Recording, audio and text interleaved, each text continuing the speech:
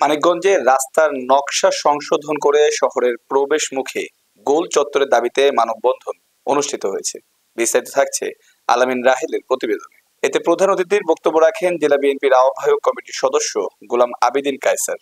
মঙ্গলবার সকালে মানিকগঞ্জ বাস স্ট্যান্ডে শেওতা, জয়রা, মানরা, নারাঙ্গাই এলাকার হাজার হাজার মানুষ এই মানববন্ধনে অংশ নেয়। এই সময় আরো উপস্থিত ছিলেন জেলা বিএনপির আহ্বায়ক রফিক উদ্দিন ভুইয়া, কেন্দ্রীয় ছাত্রদলের সাবেক সহ সভাপতি আরিফুল হক আরিফ, জেলা ছাত্রদলের সভাপতি আব্দুল খালেক শুভ, জেলা শ্রমিক দলের সিনিয়র সহসভাপতি বাবুল হোসেন, সাধারণ সম্পাদক আব্দুল রাজ্জাক লিটন, জেলা স্বেচ্ছাসেবক দলের আহ্বায়ক জিন্না খান সহ বিভিন্ন কলেজের শিক্ষক ও ব্যবসায়ীরা। মানববন্ধনে বক্তারা বলেন, অপরিকল্পিতভাবে নির্মিত রোড ডিভাইডারের কারণে প্রতিদিন শহরে তীব্র যানজট সৃষ্টি হচ্ছে। এতে সাধারণ মানুষ যেমন ভোগান্তির শিকার হচ্ছেন, তেমনি ব্যবসা বাণিজ্য মারাত্মকভাবে ক্ষতিগ্রস্ত হচ্ছে। বক্তারা আরো বলেন, ঢাকা আরিচা মহাসড়কের যানজট নিরসন ও জনদুর্ভোগ কমাতে অবিলম্বে রোড ডিভাইডারের নকশা সংশোধন করে ফ্লাইওভার নির্মাণ করতে হবে, অন্যথায় আরো কঠোর আন্দোলনের হুঁশিয়ারি দেন তারা।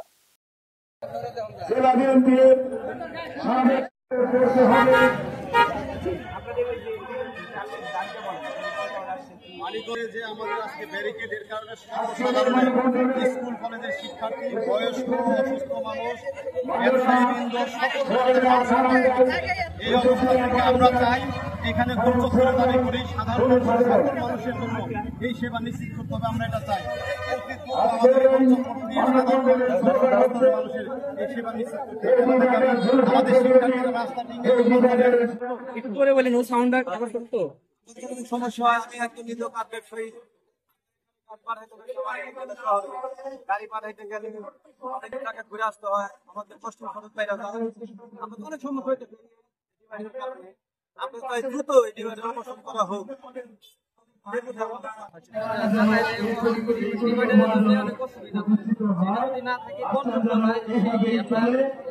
সোজাভাবে এটার জন্য নানা ধরনের ব্যবসা বাণিজ্য আমাদের মতো যারা পাবলিক যারা আছে তাদের নানা ধরনের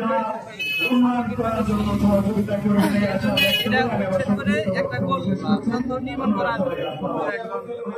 সেখান থেকে আমাকে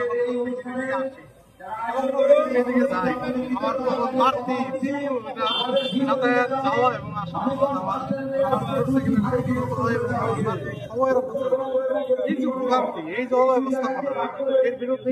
ইউটার্নে বিগত 3 বছর অসংখ্য মানুষ রোড অ্যাক্সিডেন্টের মাধ্যমে তারা মৃত্যুবরণ করেছে।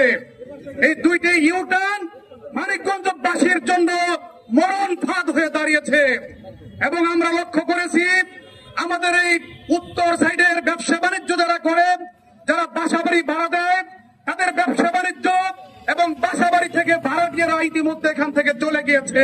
বক্তব্য শেষ করছি। ধন্যবাদ সবাইকে। আসসালামু আলাইকুম।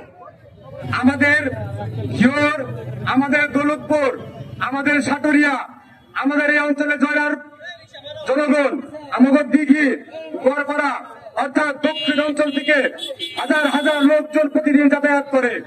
এই ডাইভিশনের কারণে অনেক প্রতিবন্ধীর অনেক সমস্যার সৃষ্টি হয়, অনেক বৃদ্ধ মানুষের সমস্যার সৃষ্টি হয়।